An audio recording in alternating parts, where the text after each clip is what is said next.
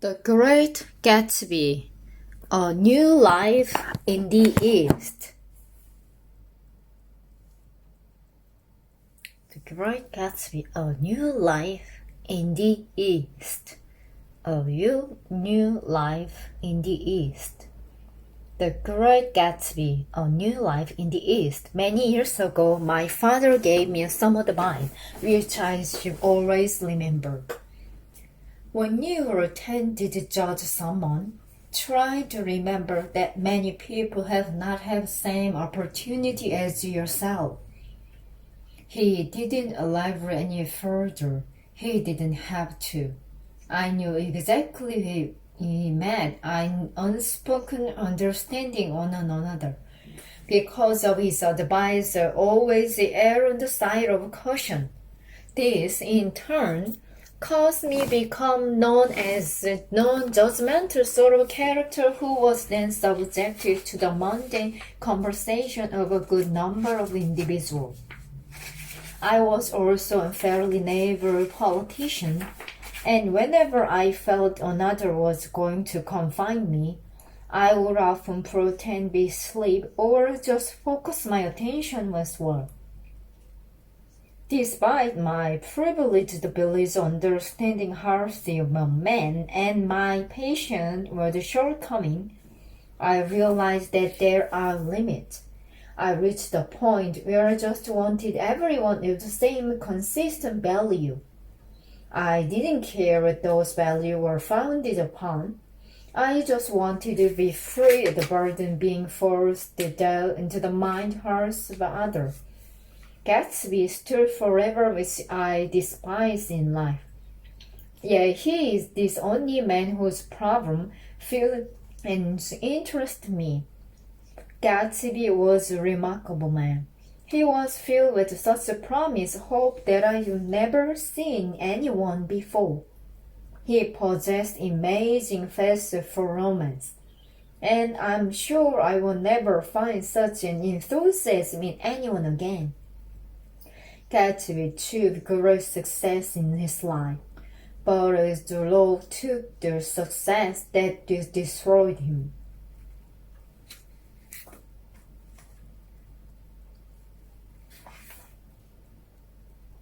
I heard that my family descended from Dukes of Buccleuch, but it was a grandfather brother who started my family's business. He started wholesale hardware business in Midwestern city. It has been my family for 3 generations, and my father runs it today. People often comment that I look like my great uncle, but I can only compare myself. A single picture of him changed my father's office. After graduating in New Haven 1950, I fought in Great War. Despite a violence experience during the war, I enjoyed myself, and it made it difficult for me to settle back into life in the West. Because this feeling, I decided to head east.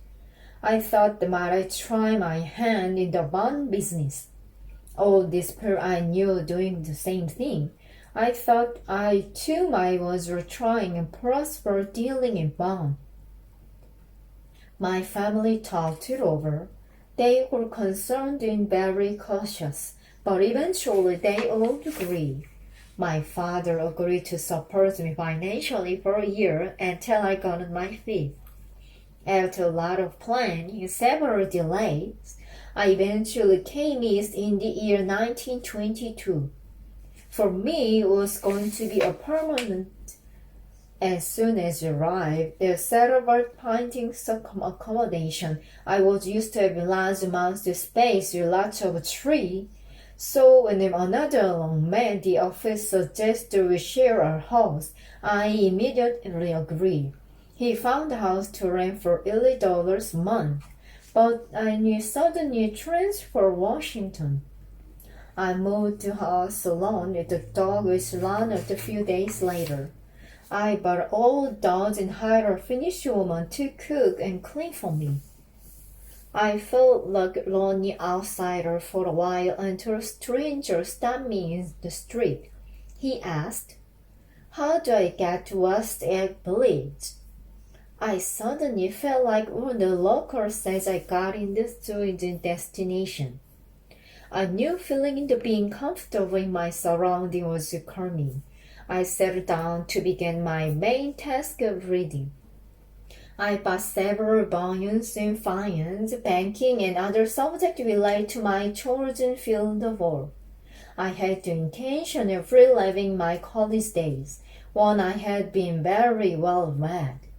I even written a good number of editorials for Year News.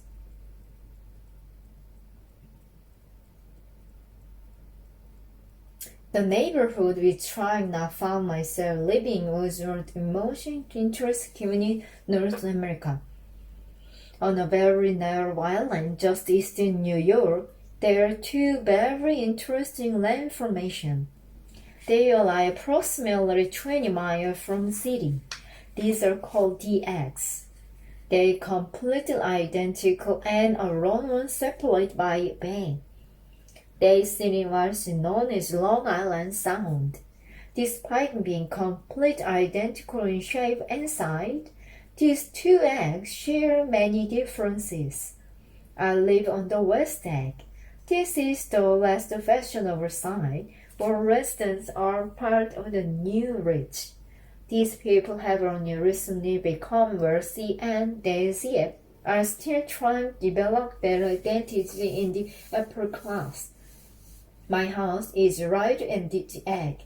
It is located between two very large houses. These houses are usually rented somewhere in the area of $12,000 or $15,000 for the season. The house and large amount structure. It looks like the hotel built in Normandy.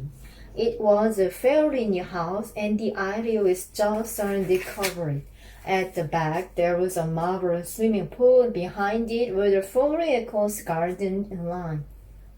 It was in this house that Gatsby resided. Of course, I didn't know at the point.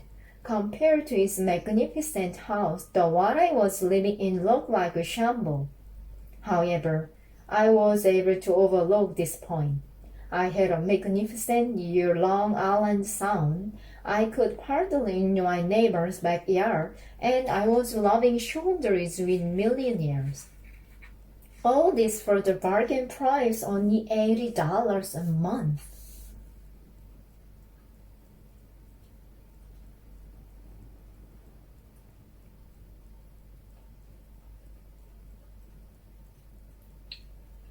$80 a month. On a beautiful evening, I found myself driving over cruise bay in the Buchanan's house. They live on the East Egg. Across the bay, I can see the mansions which delight sparkling in the water. It was quite a magnificent sight. Tom Buchanan lived on the East Egg with his wife Daisy, who was my second cousin. I didn't know them very well, although I have attended college with Tom. After I got back from the war, I spent a couple of days with them in Chicago. Tom was a very impressive man. Back in college in New Haven, Tom had been one of the most successful and powerful college football players.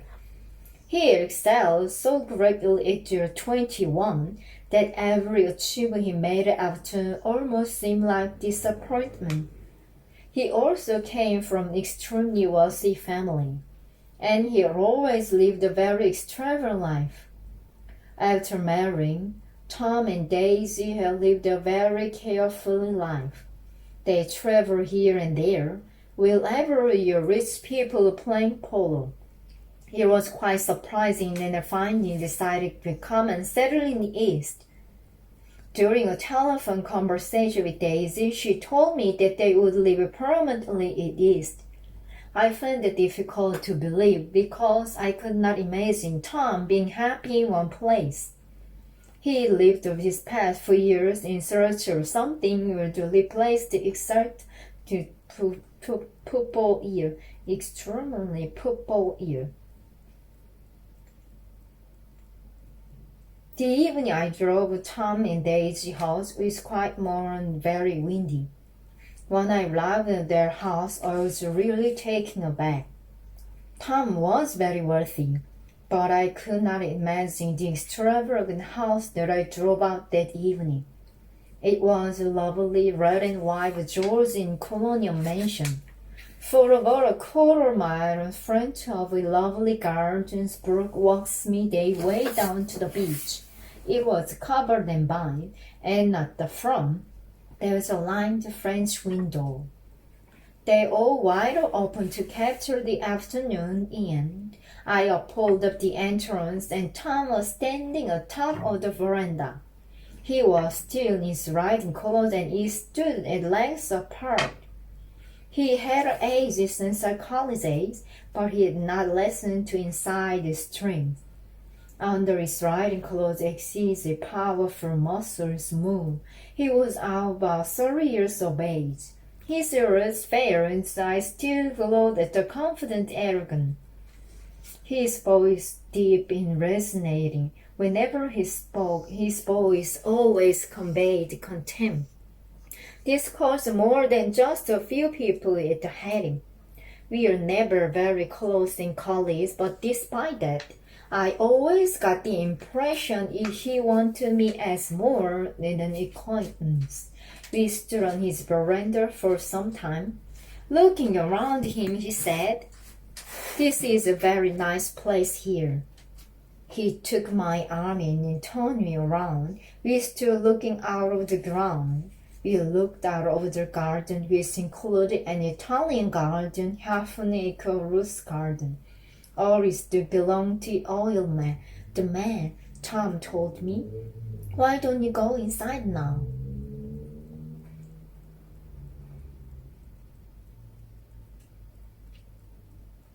Tom took me through the front entrance and into a high hallway. This hallway led to a bright room lined with French window. These windows were open.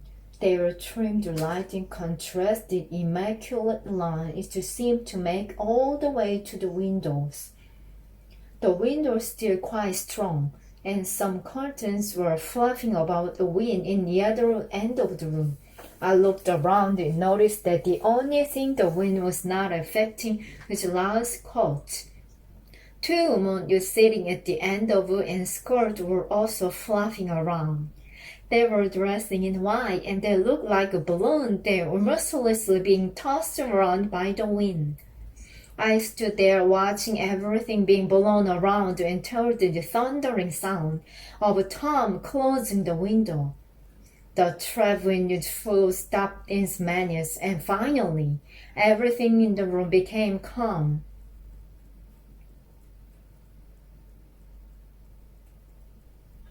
I was now able to examine two women more carefully. I had not met the younger of the two. She was completely stretched on her end of the couch. She was completely still, and with her chin propped up a little, gave no hint that she knew. I was taken aback by her inattention, and I mumbled this like poetry for starving her. Daisy was the older woman on the couch. She laughed a little and leaned forward. I laughed a little too and came further into the room. "I'm so real to see you," she exclaimed. She came over to me and gave another little charming laugh. She took my hand and looked into my face, giving the figuring that there was no one else on earth that she would rather see. She whispered to me very quietly that the family name of the girl behind me was Baker. Days were not known for whispering things quietly. I even been told she did it because she wanted people to lean in towards her. I looked behind Daisy when I saw Miss Baker nod her head in great mood ever so slightly. Again, having felt her disturbed, I mumbled an apology. I looked at Daisy again, and she started asking me questions. She radiated that night, but she had a sad loveliness about her eyes sparkled, and she spoke in an excited way that man could never forget. Her voice sang and it compelled men to listen. In unspoken tone, her voice hinted at exciting things than she had experienced, and suggested that more excitement was on the horizon.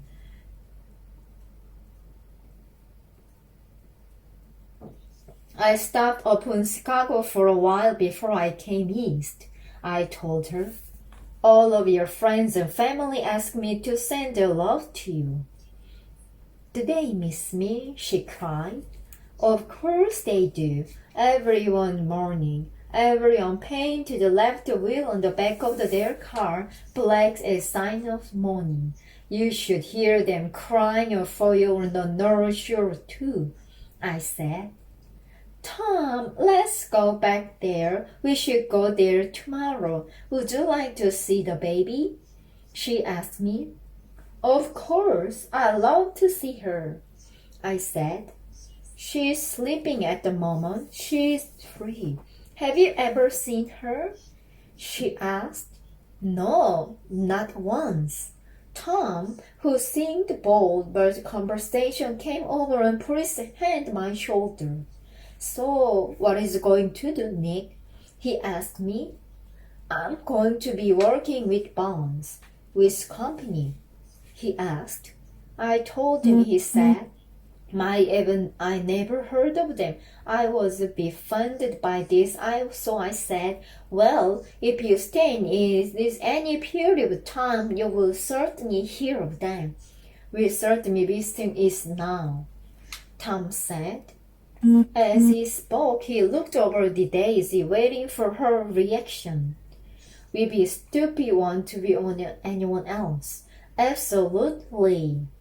It was Miss Baker who said that. She had not said anything the whole time was there, and her contribution to the conversation took me quite by surprise. They suddenly come and surprised her because she yawned, got up and said, Steve, I don't know how long being lying on the couch. Don't blame me, said Daisy. I've been trying to get you warm so we could go to New York all afternoon. Just then, serving came out with a tray of the full cocktail. No, thank you, said Miss Baker. I'm in training. Tom was surprised by this.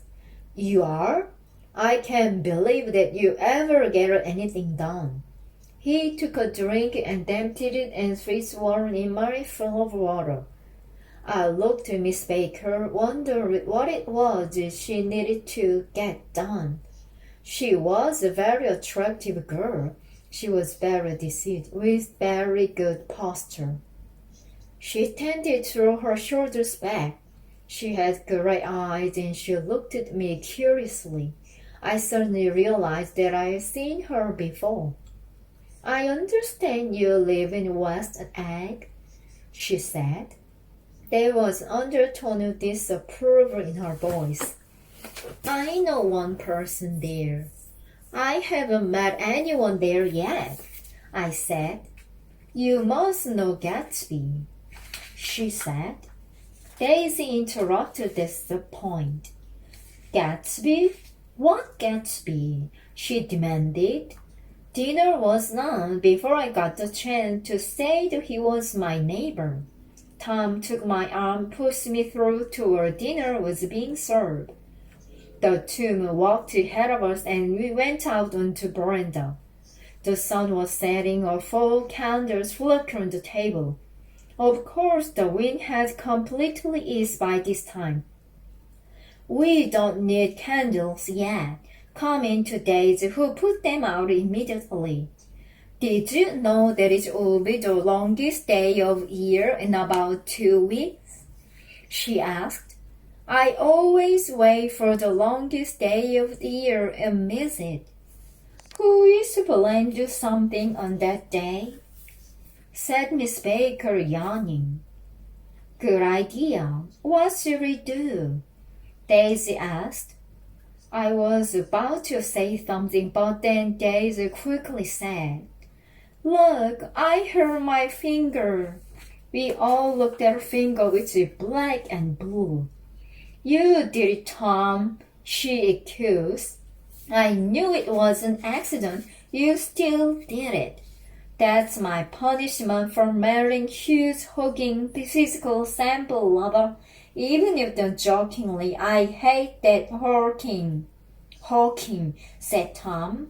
Hawking, exclaimed Daisy. Finally, I got it. Hawking's me, lodging at a quote. Oh, thank you, Hawking. Hulking, king, Hawking. Hawking. Thank you, Hawking. Oh, this one is different between with my book. I should read again with MP3 file. Thank you. The Great Gatsby. They said directly in chapter 2. That's why I confused. Chapter 2. Rumor of the Mysteries. Chapter 2. Rumor as the Mysteries.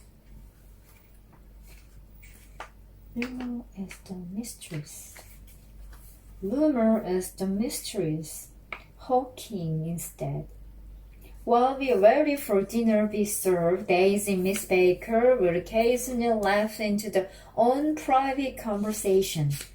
Although accepted present Tom and me, they're little to entertain us, and hardly responded or entertained them. They seemed to casually accept the evening will come to close. This was quite different to in the West. Even virtually the dread evening ever coming to an end.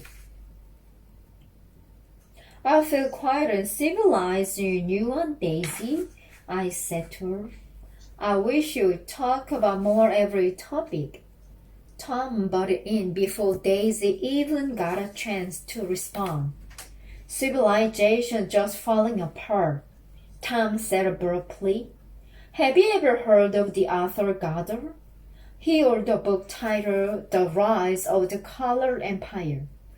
Tom spoke quite roughly to surprise me. No, I haven't read it, I told him.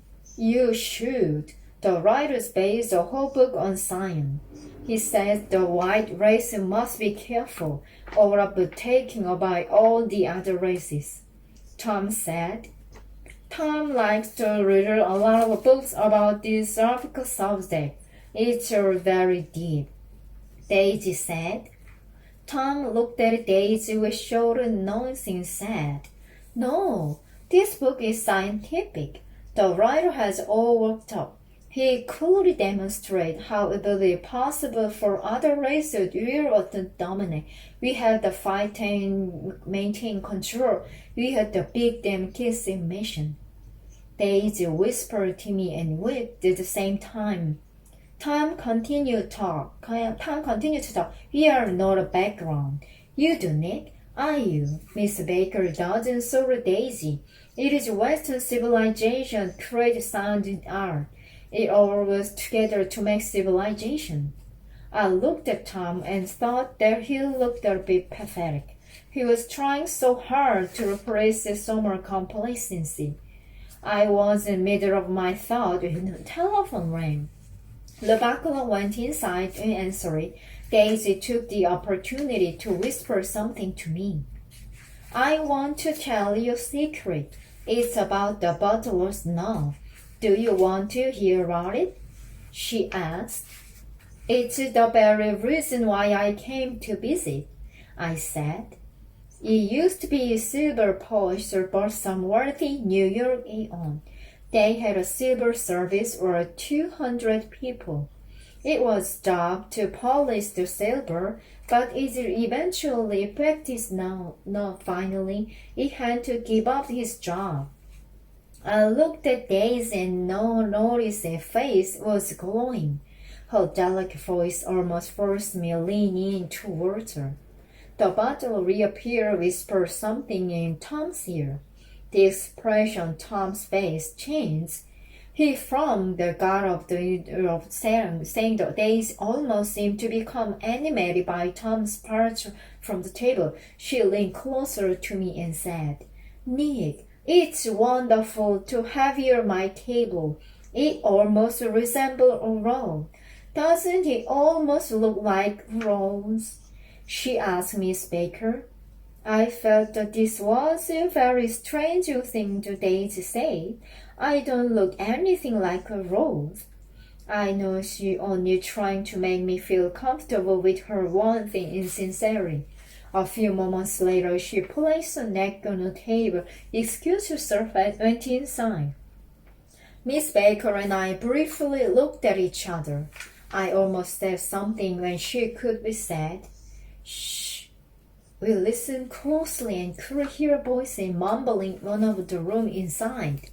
Miss Baker moved closer that she could hear better.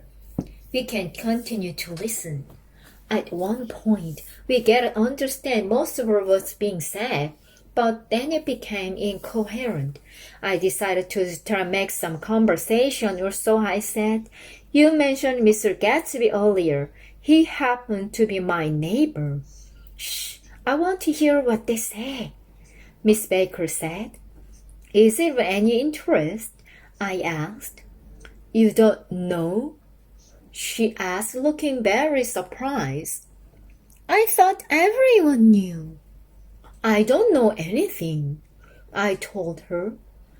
Really? Tom has another woman in New York, she told me.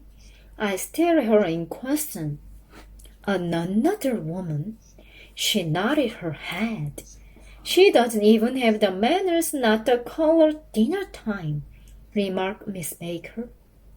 Miss Baker had only just finished speaking and Tom and Daisy returned to dinner table. Sorry we're leaving you, apologized Daisy. She sat down, looked at Miss Baker and then at me. Then she said, I went outside for a minute. It's such a lovely evening. It's very romantic. I think there's a nightingale on the lawn at the moment. Tom, isn't it romantic? It's very romantic, he replied. He turned to me and said, Why don't I take you down the stable after dinner? It's still some light. At that moment, the telephone rang. Daisy shook her head at Tom and Dolph out of the stable whispered gotten. It was a very uncomfortable moment. I remembered that the candle had been lit again and I looked at everyone who both looking at Tom and Daisy. Even Miss Baker, who had an air of cynicism about her, would not have been able to ignore the existence of the uninvited fifth guest that evening.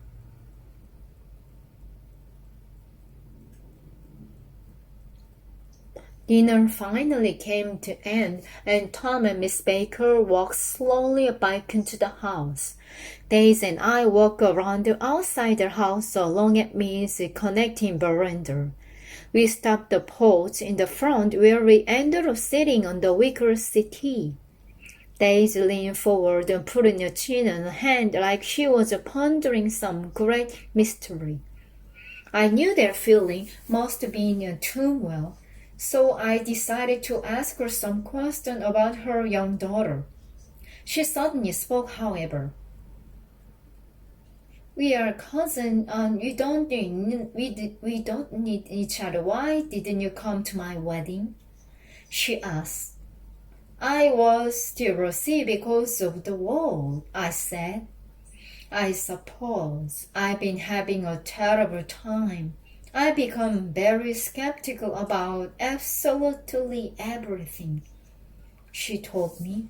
I could certainly understand why she felt that way. I waited for her to continue to speak, but she didn't. I made another attempt to ask her about her little girl. She does everything every other child does, I suppose. She talks now. I guess she eats everything too, I said. Yes, she does, Daisy told me. Can you imagine what I said when she was born? Do you want me to tell you? Yes, please tell me, I said. It will show you how cynical I am and everything in right now. I have no idea of where Tom was when she was born. She was only about an hour old when I woke up. I asked the nurse whether my child was a boy or a girl, and she told me it was a girl. I started crying. There were, I said. I have a daughter. I hope she was really quite a stupid bull. That's the best thing for a woman to be in this world. I hope she is the gorgeous bull. Everything in life too dreadful, Daisy said. I know that everyone feels the same way. People down the country do anyway. I've been to all of them, and everyone feels the same way about the things I've seen everything and done everything. She let her laugh fill the reason. God, are they sophisticated? I'm so sophisticated. At that, she stopped speaking, and this one you then realized she was being sarcastic. I suddenly felt uncomfortable, and then even had opened a plan to extort some sympathetic feeling from me. I looked at her, and suddenly a sneer appeared on her face. It was like she emphasized her association to some secret organization or something. Daisy's eyes eventually drifted into the room that Tom and Miss Baker were. They were each at a long couch. She was reading to Tom the Saturday Evening Post. Her voice was both melodious and comforting. Just behind them, a lamp gave off lovely light which reflected lovely autumn tone of her hair. As she turned the page of the paper, the movement muscle was just accentuated in line. Daisy and I walked in the room, and she immediately held up a hand, signaling for us to be quiet. Soon after, she said, "To be continued the next installment." While she threw the magazine down, she adjusted her position and then stood up. "It's already 10 o'clock. It's time for this girl to go to bed. Jordan has a match tomorrow," explained Daisy. "She's going to play in the tournament at Westchester." Now I suddenly knew why she looked so familiar to me when I first saw her. "Oh, you're Jordan Baker," I said. I had seen her face on many magazines before. Her cynical and very pleasant face had been near me many times. I'd seen her picture magazines such as Hot Springs, Palm Beach, and Dassville. I also heard some stories about her. One of them was not flattering at all, but I couldn't remember at all what it was about. "Make sure wake me over 8, all right?" she says. "If you can get you up." "I'll get up for sure. Good night." "Mr. Carroll, it was nice to meet you. See you again." "You most definitely will. I think it will be wonderfully arranged and married between you two. Why don't you come over often, Nick? Our accident will lock you two up. We'll push you out into the sea. You know, force you together, that kind of thing." "Good night," Miss Baker said again in the hallway. "I didn't hear a word you just said." "She's a good girl," Tom commented. "I'm surprised that her roam around the country as she does." Daisy looked at him angrily and said, "Who do you mean by they?" "Her family." "Her family can cease on who was born centuries ago. You need to worry because Nick is here now. You look after her, won't you, Nick? She's going to spend lots of time here during this summer. I think it will do her the world of good." Tom and Daisy looked at each other. I sensed an awkward feeling and quickly said, "Is Miss Baker from New York?" "No, she isn't. She's from Rudale. We spent our girl there together, our beautiful white." "So when you're out on the veranda, was your frank discussion together?" Tom asked Daisy. Daisy looked at me and asked, "Did we? We talked about all sorts of things.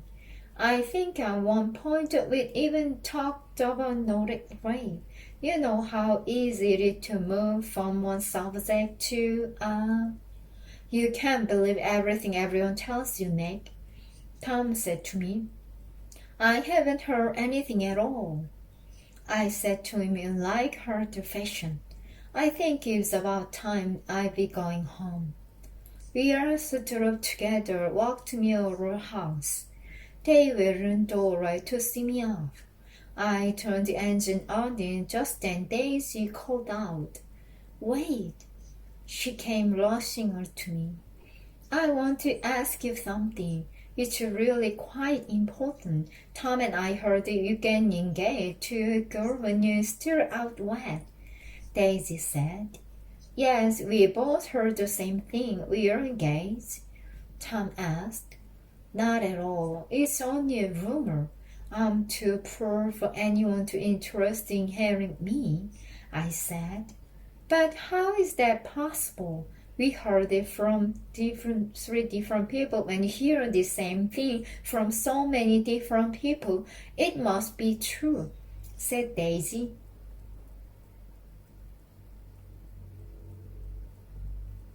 I knew exactly what they were talking about. The truth was that I was never even close to being engaged. But it is amazing how quickly gossip spread, and that was my main reason that I decided to move east. It was a situation that I felt torn about. I didn't want to stop being good friends because of rumor, but I also didn't want to rumor into getting married. I almost felt that Tom and Daisy's interest made them seem almost too many, much less rich. I even felt moved by the concerned interest in me. Despite that, I felt some scorn for them. I knew the right thing for Daisy to do was take her daughter and leave Tom. She had absolutely no plan at all to do that. And the fact that Tom and Rome, New York did not come at all is a surprise. In fact, I was far more surprised in Tom's interesting book. It almost seemed like he was trying to fill some void is left.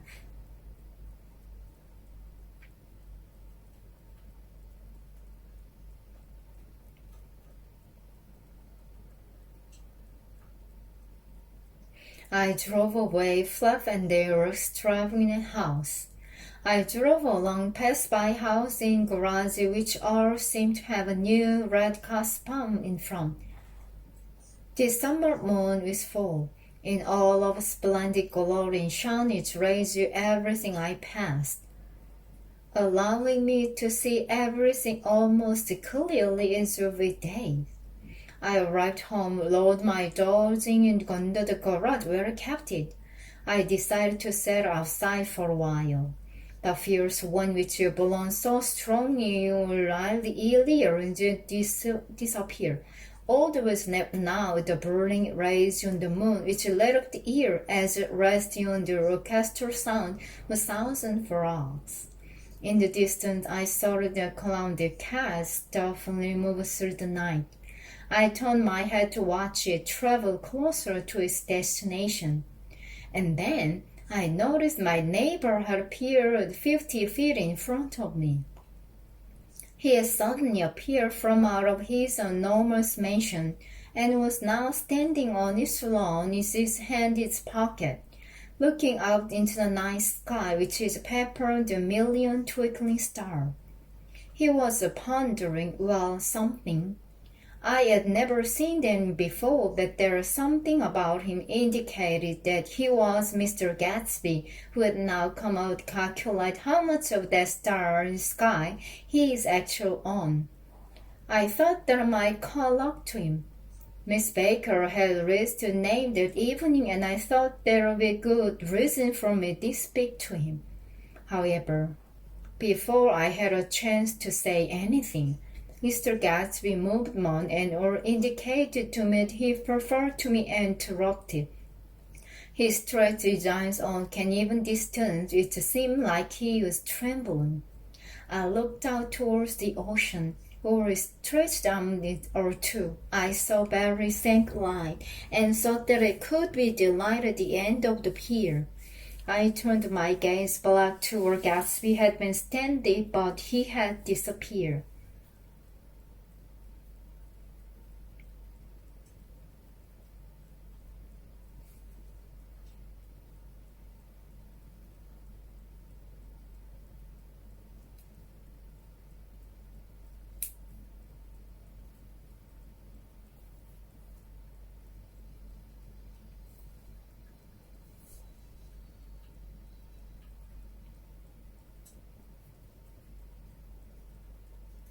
The Great Gatsby.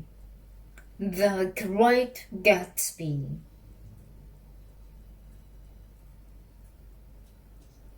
Chapter 3. A New York Apartment.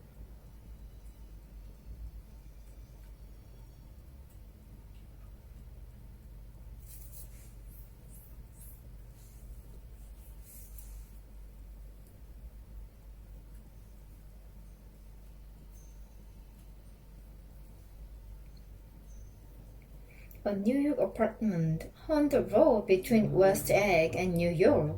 There is a section of the road which meets the railroad. The railroad and the motorway run side by side for about a quarter mile. This section is in a valley and is a very bleak and miserable area. The smoke which poured out from the train it passed through gets trapped in the valley and left ashen gray asphalт valley. Everything is gray.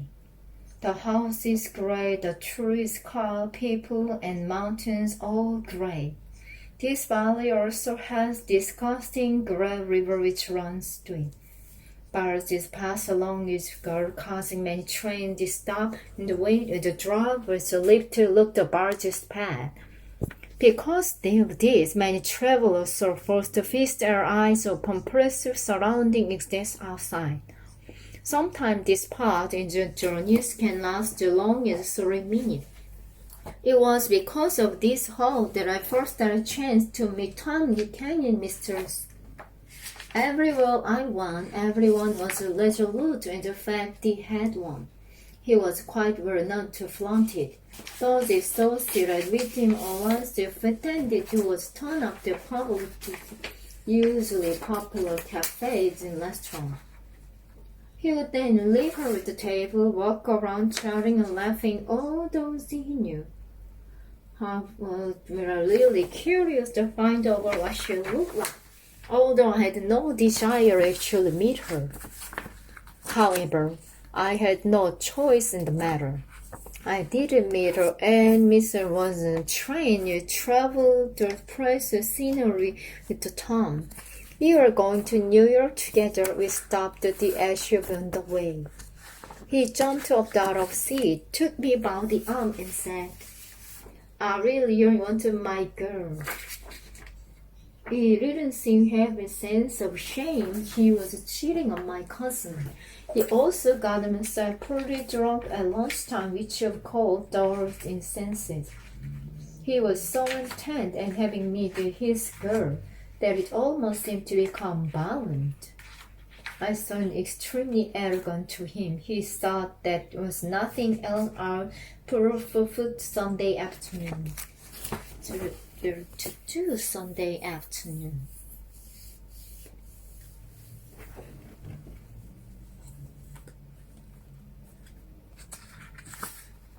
After we got out of the train, you climbed over a low rail fence and started walking towards the town, which looked much like a wasteland. The first building came into sight, a small black yellow brick shop. One of the shops had a sign at the front saying "For rent." Another was all right restaurant, and the third was a garage. It had a sign at the front which said, "Repair, George B. Wilson, card button sold." We walked inside. The garage looked very similar to outside the surrounding we had just left. It was bare and depressing. There was only dust-covered legs eating inside the corner. I almost felt the garage must just be a front for something else. Perhaps Bob will be a luxurious apartment.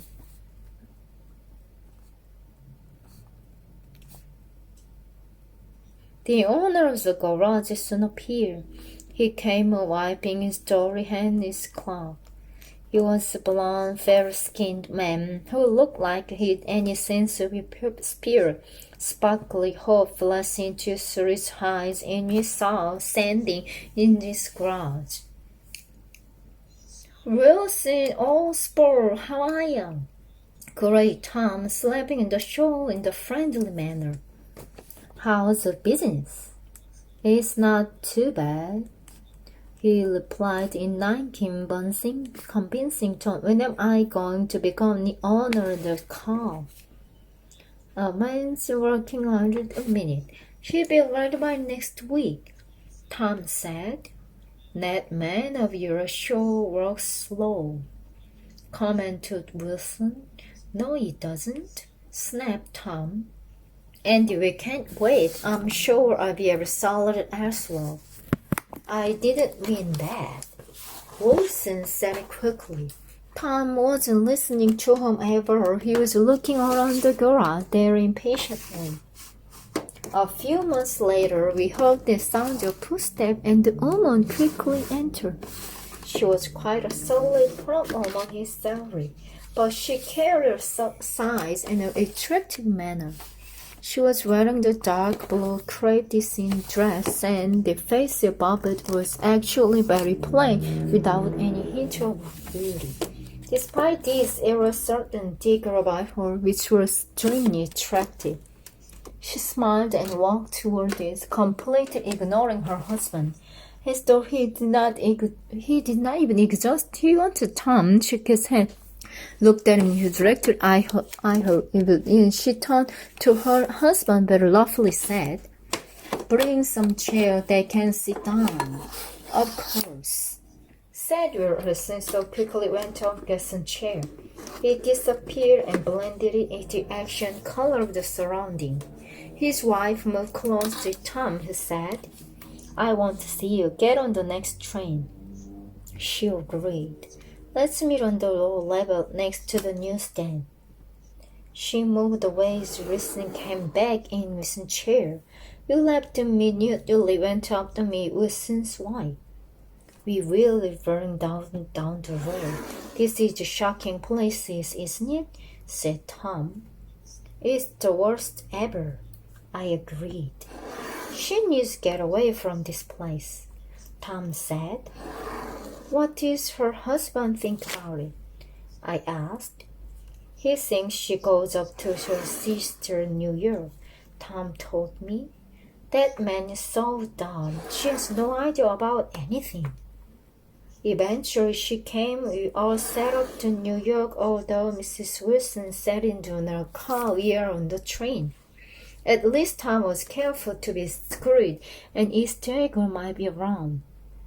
Before she left, Mrs. Wilson had changed her dress. She was now in a brown dress, accentuated with womanly hips. We got off the train, met at the newsstand where she bought a copy of Town Terror and the moving picture magazine. We also stopped at the drugstore station to be buying cream and bottle of perfume. We left the train station, went to catch a taxi. She purposely left 4 cab-striped paths before she chose a lavender color one, which we'll climb into.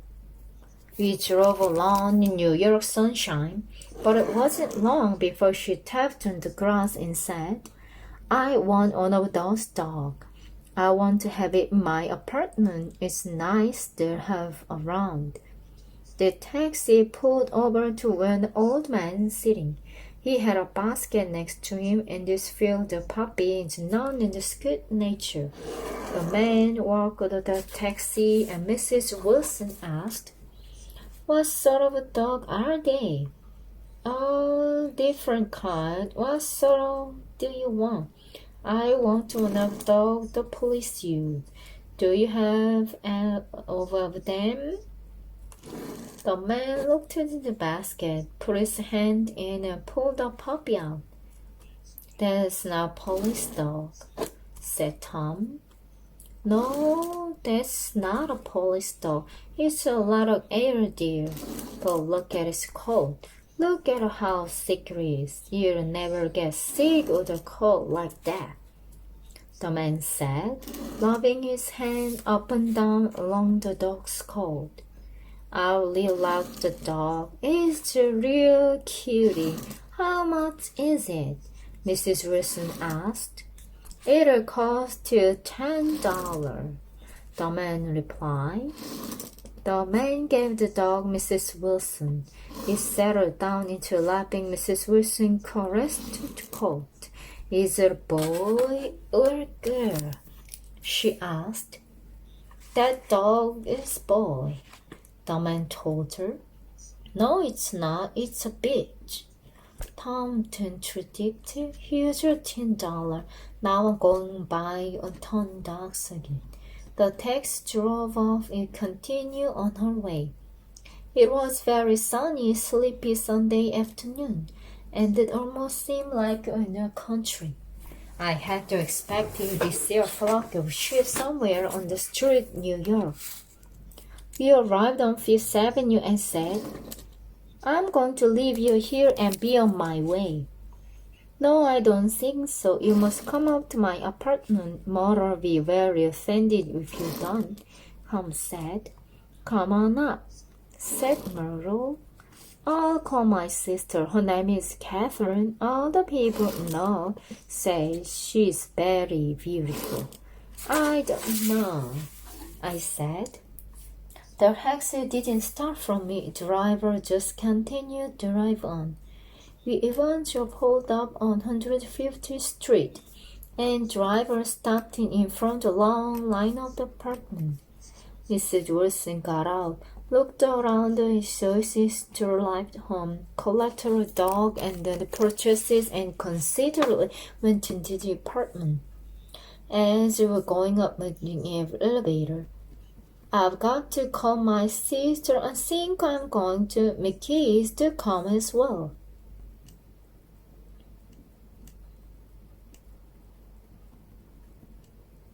We went right to the apartment is made up in small lounge room, small dining room, small bedroom. The lounge room consists of tables of furniture entirely replaced in small room.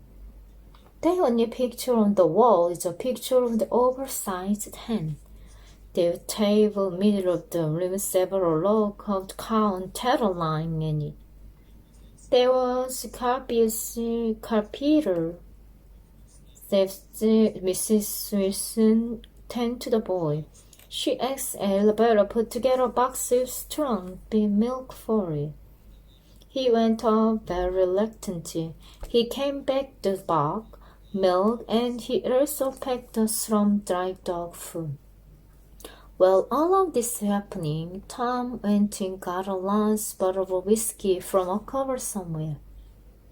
There had been 2 times that I got drunk in my life, and that afternoon, one of them was the afternoon distant haze in my memory. I still remember Wilson sitting on Tom's lap and spoke to several people on the telephone. At one point, I was to buy cigarettes for them at the corner drugstore. When I come back, my Aragon and Banner, we found solitude. I sat down on the chair, lunchroom, tried like Simon called Peter. With the effects, the alcohol, disting everything, the rhythmic and any sensible at all. Tom liquor events researched in concrete that the mother had admitted. After being curated of alcohol, Mrs. Wilson and I started to call each other by first name. Mother's sister Caroline. She looked over Sally's very slender, bright hair, very powdery complexion. She looked around with such an attitude that I shook my own did. I asked you this, she just left me. Not at all, she said. I'll leave the girlfriend hotel. Though it's so light during the same time as Catherine. Mr. McKee is a fair man with a feminine intimacy. He is obviously afraid. Before she comes to a small empty shaving came in his neck. He greeted everyone very respectfully, told me artistic. I later found out he was a photographer. His wife, knowing woman, she had a loud, piercing voice and a mixture of being handsome, horrible. Did you know that my husband photographed me 127 times? She said to me very arrogantly. Mrs. Wilson in a big dress one morning. She changed into current chiffon, which lasted as she moved about the room. It was more so much personality changed with the clothing that wore. When I listened to her blue dress, she had an alibi celery about her. Now in cream chiffon dress, she had a gray soft and important. The way she moved about the room, the spoke almost demanded everyone pay attention to her. Catherine, you have to be careful of people all the time, she advised to sister. All people think about money. They will cheat you out of much of they can. I have Roma come here to look at my feet the other week. When I came to time to pay her, you would have thought before surgery and beer or something. Who was that woman? Asked Mr. Mickey. Mrs. Eberhard. She looks at the people sipping their own home. Replied Mrs. Wilson. I think that is a lovely dress you're wearing, complimented Mrs. Mickey. Mrs. Wilson surrounded by the Smith's remark. This is just something Evelyn like getting into you guys once you don't care about how I look, she said. But the dress is really stunning on you. Continue, Mr. Mickey. I think my husband to take a picture of you in it, he'll be able to tell you how to pose perfectly. It will turn out wonderfully. We are allowed to Mr. Wilson and imagine how she would look at photograph. She smiled back very brightly. Miss Mickey looked at her intently and said, I will need to change the light, bring out the best of your features. Oh, no, changing light to be no good at all, exclaimed Mr. Mickey. I think it's... Silent husband Weasel continued to look at Mr. Mickey. Tom yawned and stood up. We need to give everyone another drink, Tom said. Mother, we need some rice and mineral water. I told by going to get it. It's so annoying. You have to keep chasing after people that can do anything. She looked at me, laughed, and pranced through the dog, kissing it. I spent some time on Long Island doing some work there, Mr. Mickey told me. I got 2 of my study film downstairs, and now on Montauk Point, the girls, and the other Montauk Point, the sea. Are you from Long Island? Catherine asked me. Yes, from West Egg, I told her. I was very party at Gatsby house not too long ago. Do you know him? She asked. He's my neighbor. He's a nephew or something. Kaiser Willow.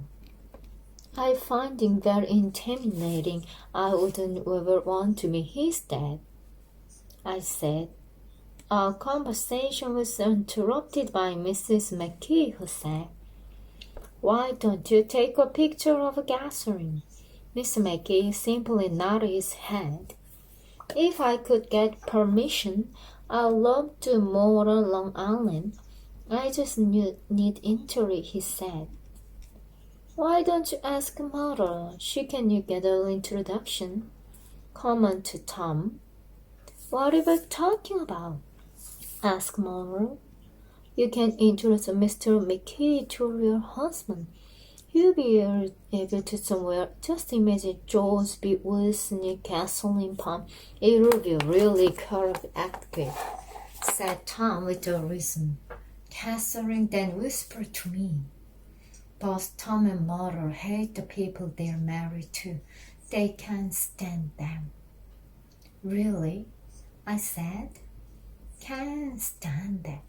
I just didn't understand. Why do they continue being married people they hate? I think they should just get divorced and marry each other." "So she hates Mr. Wilson also?" I asked. But the answer did not come from Catherine like I had expected. The answer came in a bundle of nasty phone. Mrs. Wilson, whoever would ask a question. Catherine looked at me with a big smile on the face. "Told you so," she said. "The only reason why they are married now is because of why. She's a Catholic and are supposed to get divorced." This information shocked me a lot. It was all right, because I knew for a fact that Daisy was not a Catholic. They will get married eventually. They intend to go west and they do it until the scandal all subsides. Catherine told me. "Going to Europe will be more discreet," I said. "Europe? I just want to go to Carlo. I got back not that long ago. I love Europe. I went last year with a friend." "Did you stay for long?" I asked.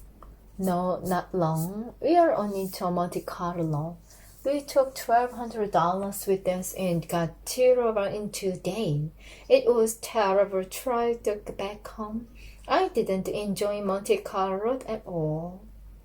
My mind drifted aside through one of the windows for a while. I sat in deep thought. I enjoyed the late afternoon sky. The high-pitched voice of Mrs. McKee carried me back into the room. "Mistakes so easy to make. I must admit it, terrible one myself. There was a man who is very keen to marry me for many years. I always knew he wasn't good enough for me, and people always told me that too. Fortunately, I'm a Chester, because I would have ended up marrying someone way beneath me. At least you escaped a terrible situation by not marrying him." Commented Mother. "I know I didn't. I'm marrying him instead," Mother said. "And that's why the situation is so very different. Why do you marry me after all?" Catherine asked. "You know you didn't have to." I thought he might have potential. I thought I knew something about good culture. Turns out he's just a hopeless wretch. "But you did really love him at point." "What? I've never cared for anymore." Not careful anymore. Wow, time's over. Time's up. Already 1 hour before half an hour. Oh, still going, but yeah, almost 1 hour, and then I felt, yeah, actually a little bit. I did another task to make a schedule as well, but anyhow, thank you so much. The next step is read aloud. Read out loud. Half an hour. Let's read aloud. 168 page. The Great Gatsby. Imitation made frequent use of his beat. Good morning, old sport. You're having lunch with me today, and I thought we'd ride up together. He was balancing himself on the dashboard of his car with that resourcefulness of movement that is so peculiarly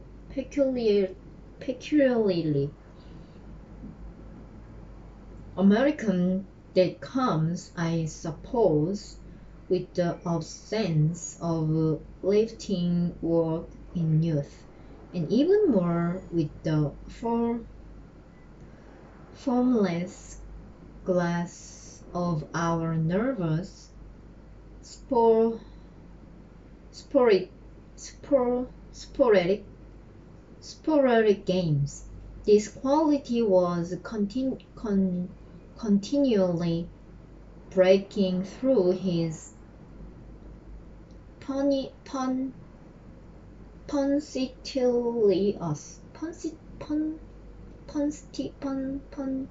punctilious manner in the shop of restlessness. He was never quite still. There was always a tapping foot somewhere, or the impatient opening and closing of a hand. He saw me looking with admiration at his car. It's pretty, isn't it, old sport? He jumped off to give me a better view. Haven't you ever seen it before? I'd seen it. Everybody had seen it. It was a rich cream color, bright with nickel swollen here and there in its monstrous length, with trumpet hat boxes and support boxes and tool boxes, and terraced with a labyrinth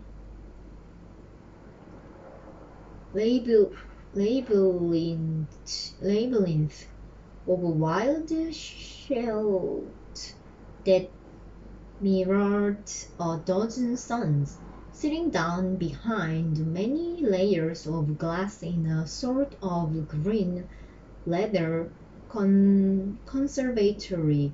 We started to town.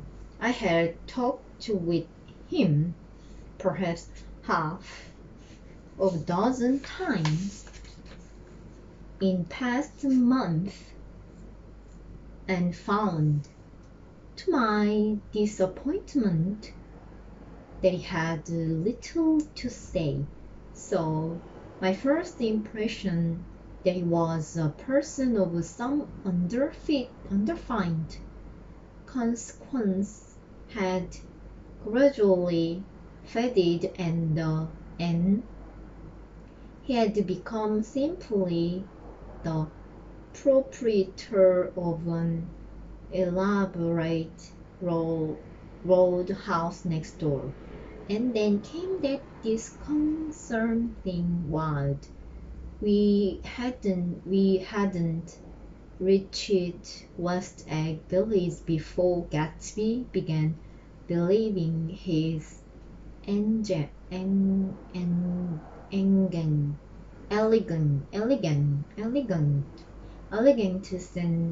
elegant sentences unfinished, and slapping himself indecisively on the knee of his cream-colored suit. Look here, old sport, he broke now surprisingly. What's your opinion of me? Anyhow, a little overwhelmed, I began the generalized eversions with that question deserved. Well, I'm going to tell you something about my life, he interrupted. I don't want to. I don't want you to. I don't want you to get a wrong idea of me from all these stories you hear. So he was aware of the bizarre accusation, the fluent conversation in his house. I will tell you God's truth. His right hand suddenly ordered di- divine retribution to stand by. I am the son of some wealthy people in the Middle West. All that now. I was brought up American but educated at Oxford because all my ancestors have been educated there for many years. It is a family tradition. He looked at me sideways, and I knew why Jordan Baker had believed he was lying. He hurried the phrase educated at Oxford or swallowed it or choked on it. I thought it had both read him before. And with his doubt, his whole statement fell to pieces, and I wondered if there wasn't something a little sinister about him. After all, what part of the Middle West? I inquired casually. San Francisco. I see. My family all died and I came into a good deal of money. His voice was seldom, as if the money of that sudden extinction of the clan still haunted him. For a moment I suspected that he was pulling my leg, but a glance at him convinced me otherwise. After that I lived like a young Laza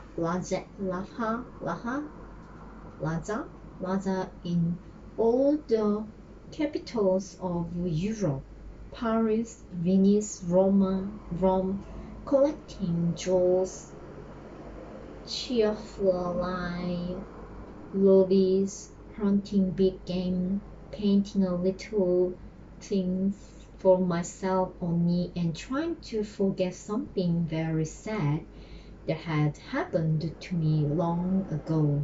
With an effort, I managed to restrain my incredulous laughter.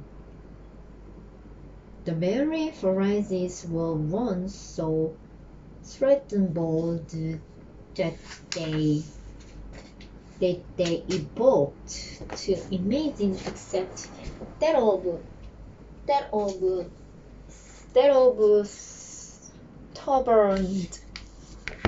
turbaned character looked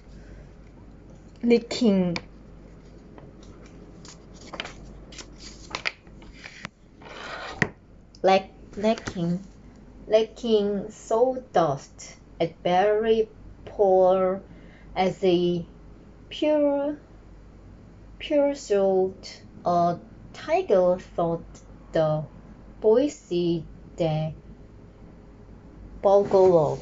Bolgogon.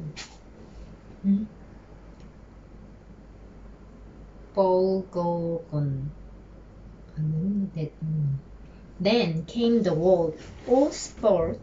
It was a great relief.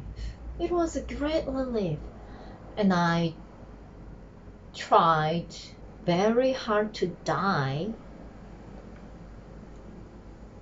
but I seemed to bear an enhanced life. I accept the commission as first lieutenant when I began. In the Argonne first, I took the remains of my machine gun battalion so far forward that there was a 4-mile gap on either side of us where the infantry couldn't advance. We stayed there 2 days and 2 nights, 130 men, with 60 Lewis guns, and when the infantry came up, at least they found the insignia of 3 German divisions among the piles of dead. I was promoted to be a major, and every Allied government gave me a decoration. Even Montenegro,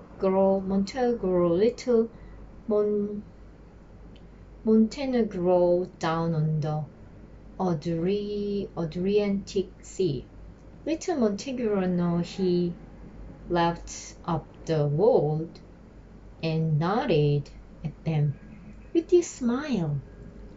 The smile comprehended Montague's troubled story and sympathies with the brave struggles of the Monteguean people. It appears fully the chain of national critical circumstances which had elicited this tribute from Montague's warm little heart. My incredulity was submerged in fascination now. It was like skimming hastily through a dozen magazines. He reached in his pocket, and a piece of metal slug on a ribbon fell into my palm. That's the one from Montague. To my astonishment, the thing had an authentic look.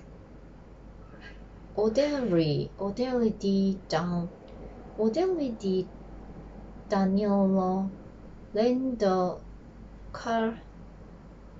calcular reasoned Montague Nicholas Rex. Turn it, Major Joy Gatsby. I read.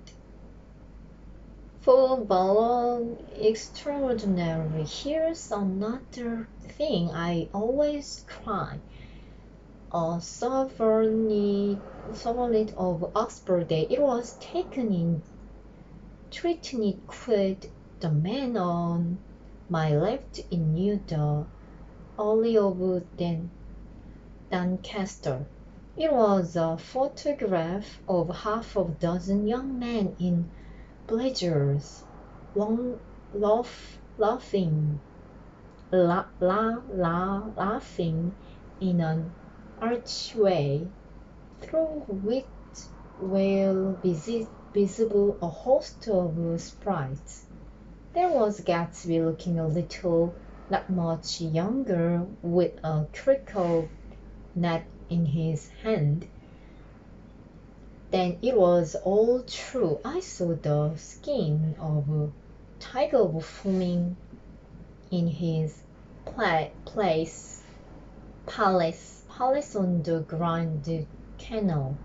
I saw him opening a chest of lobbies too easy with their crimson lightly dipped the gnawings of his broken heart. I'm going to make a big request of the today, he said, pocketing his souvenirs with satisfaction. So I thought you ought to know something about me. I didn't want you to think I was just somebody. You see, I usually find myself among strangers because I drift here and there trying to forget the sad thing that happened to me. He hesitated. We will hear about it this afternoon. At lunch? No. This afternoon I happened to find out that you're taking Miss Baker to tea. Do you mean you're in love with Miss Baker? No, old sport, I'm not, but Miss Baker has kindly consented to speak to you about this matter. I haven't the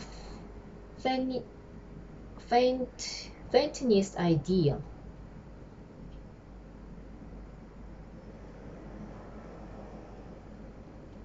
Faintness?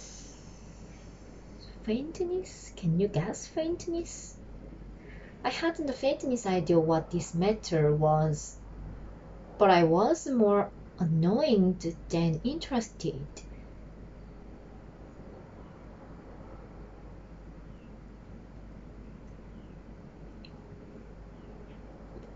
I hadn't asked Jordan to tea in order to discuss Mr. Joy Garbage. I was sure the request would be something utterly fantastic, and for a moment I was sorry I'd ever set foot upon his overpopulated lawn. He wouldn't say another word.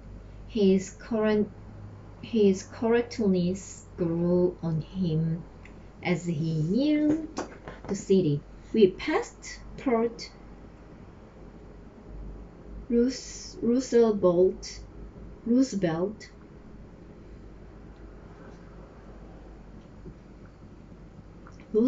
where there was a gimbals of red belt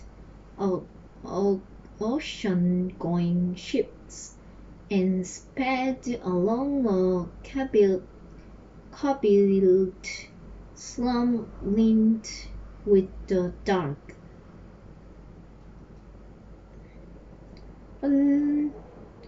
undeserted salons of the fated gift 1900s.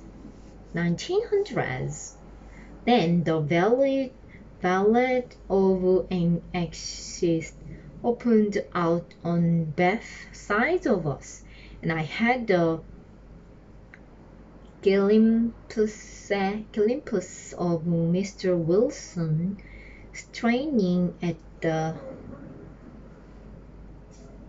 garage pump with painting vitality as we went by.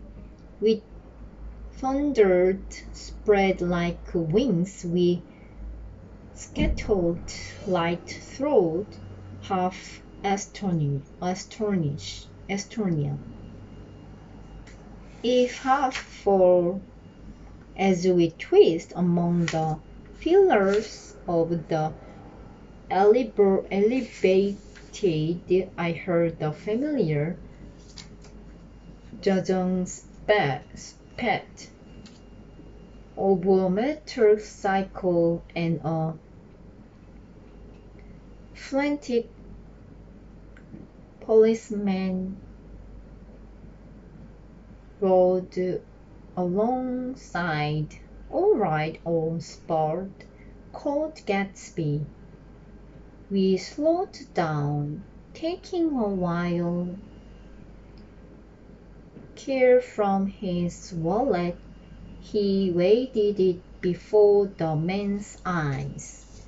Right you are, agreed the policeman, tipping his cap. Know you next time, Mr. Gatsby. Excuse me. What was that?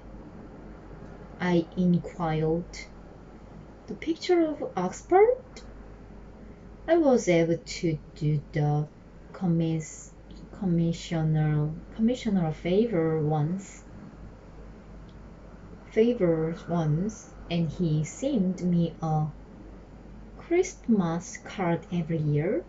Over the great bridge with the sunlight through the ridiculous.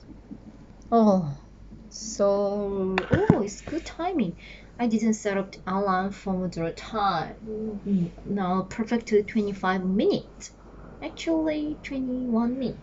So 5 minutes more, little loud. So I have ISO. I don't know why. It's just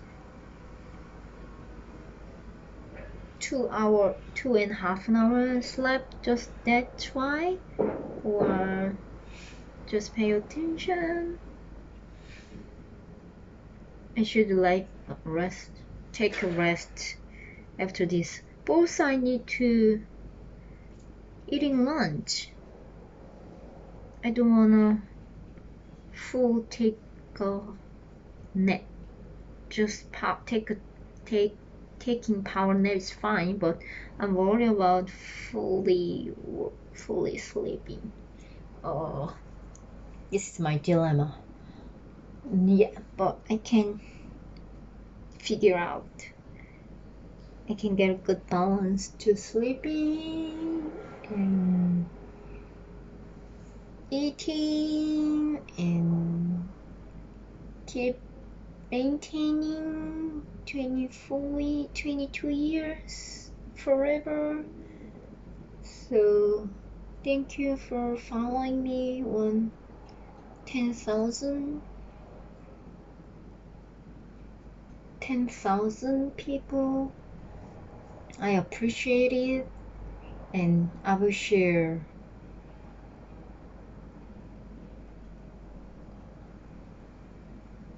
good idea, golden tips. You'll get your dream soon. Everyone, thank you. Right, you are agreed the policeman, tipping, and fantastic policeman rode alongside. Alright, on spot called Gatsby, we showed down. Taking a wild card from his wallet, he waved it before the man's eyes. Right you are, agreed the policeman, tipping this cap. Know you next time, Mr. Gray. Excuse me, what was that? I inquired. The picture of Oxford. I was able to do the commissioner of flavor once, and he sends me a Christmas card every year over the great bridge with the sunlight through the gilders, making a constant flicker upon the moving car, with the city rising up across the river in the wild heapings and sugar lumpings, all built with a wish out of none olfactory money. The city scene from the Queensborough Bridge is always the city scene for the first time, in its first wild promise of all the mystery and the beauty in the world. A dead man passed us in the hearse heaped with a blooms, followed by 2 carriages with drawn blinds, and by more cheerful cheerful carriage for friends. The friends looked out at us with the tragic eyes and short upper lips of Southeastern Europe, and I was glad that the sight of Gatsby's splendid car was included in their somber holiday. As we crossed Blackwell Island, remote. Oh, my bad. Wow. Yeah. Okay, I got it. See ya. I finished. I read until 182. See ya soon. See ya tomorrow. See ya later.